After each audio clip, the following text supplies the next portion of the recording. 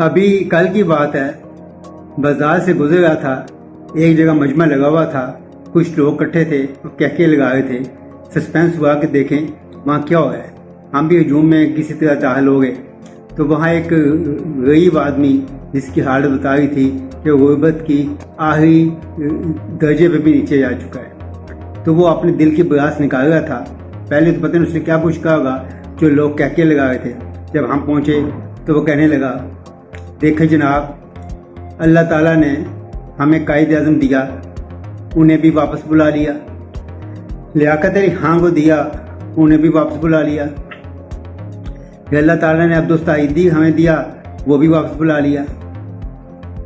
پھر ہمیں ڈاکٹر عبدالقدیر دیا، انہیں بھی واپس بلا لیا۔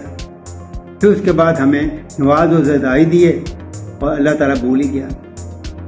یہ کہنے کو تو ایک جوک کہہ لیں، کچھ بھی کہہ لیں، لیکن جب معاشرے کی تکلیفیں بڑھ جائیں، عوام کے دکھ بڑھ جائیں، عوام کی کوئی نہ سنے، تو اس قسم کی باتیں سننے کو ملتی ہیں۔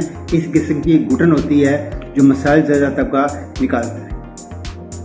اب عوام کو اپنے مسائل کا کوئی حل نظر نہیں آ رہا۔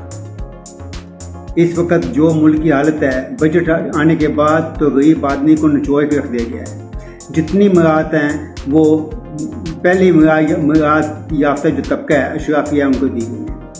سرکاری ملازم کو 10% تنخواہ دی گئی، اس پہ بھی بحث مباحثے ہوں گے، پھر ہوگا۔ جبکہ وزیر خزانہ اورنگزیب فرما رہے تھے کہ جناب ہم تو 6% کرنے والے تھے، یہ 10% یا گویا اس پہ بھی انہیں پچھتاوا ہوا ہے۔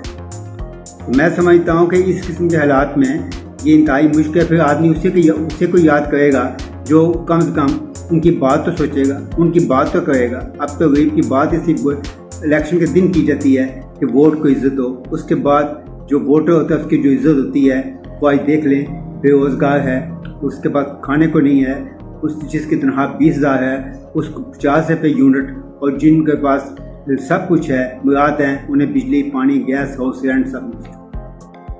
ایسے حالات میں پھر لوگوں کو یہی لگے گا نا کہ ڈیالہ جو ہے ان کی نیندوں کا مرکز ہے۔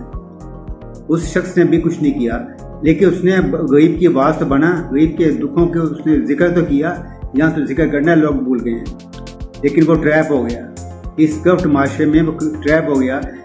باہر سے اس نے کچھ چیزیں امپورٹ کی، جس میں زلفی بہاری تھا، ڈاکٹر شہزاد اکبر تھا، اور پاکستان سے بھی اس نے کچھ جنگیر ترین جیسے لوگوں کو اپنے پاس ساتھ بٹھا لیا، اور اس طرح وہ ٹریپ ہو گیا۔ اس کے بعد وسیم پلس بھی انہوں نے رکھ لیا، اور فراق گوگی بھی آ گئی، اور بشرا بھی آ گئی، اور ان سب نے مل کر لوٹ مار مچا دی۔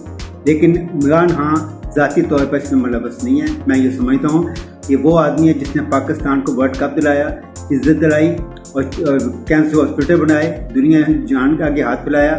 وہ گولڈ سمتھ کا داماد تھا، اگر وہ چاہتا تو کیا کچھ نہ حاصل کر لیتا، لیکن اس کی ایک ہی لگن تھی کہ غریب کی بات بنے۔ آج وہ آدمی جو ہے وہ ڈیالہ میں ہے، اور سب لوگوں کی امیدوں کا مرکز ہے، اور لوگوں کو پتہ ہے کہ وہ اب بھی آ گیا، اس نے کچھ نہیں دینا، اس نے یہی کہنا جی پہلے والے لوٹ کے کھا گیا، میں کیا کروں۔ لیکن لوگوں کو یہ احساس ہے کہ ہم یہ تو کہہ سکیں گے کہ ہمارے نمائندہ ہے، ہم نے اسے ووٹ دیے نہیں، تو ہم اپنے نمائندے کے ساتھ دکھ سکھ بانٹ لیں گے، اس کے ساتھ مزید اپنے آپ کو تھوڑا سا آزمائش میں ڈال لیں گے، لیکن یہ تو تسلی ہوگی کہ وہ ہمارا حقیقی نمائندہ ہے۔ تو یہی بات ہے کہ جس ملک میں جب حقیقی نمائندگی ہوتی ہے تو پھر مسائل خود بخود حل ہو جاتے ہیں۔ جب حقیقی نمائندگی نہ ہو تو دو ٹینشنیں ہوتی ہیں، ایک تو مسائل ہیں، اور دوسرا یہ کہ جنہوں نے مسائل حل کرنے ہیں وہ ان کے نمائندے جو ہیں وہ انہیں شک ہے کہ وہ شاید ہمارے نمائندے نہیں ہیں۔ تو یہ میں سمجھتا ہوں کہ اللہ تعالیٰ پاکستان پر، پاکستان کے عوام پر رحم فرمائے۔ موجودہ حکومت نے بہت کچھ دیا ہے، میں نہیں کہتا، اس نے سرمایہ کاری لائے ہیں اور سب کچھ لایا ہے، جنگ بھی جیتی ہے انہوں نے، اور سب کچھ ٹھیک ہے، لیکن عوام کو بس یہی ہے ڈاؤٹ کہ شاید ہمارے حقیقی نمائندہ کہیں اور بیٹھا ہوا ہے، اور اسی لیے انہیں ڈیالہ جو ہے اپنی نیندوں کا مرکز مل گیا۔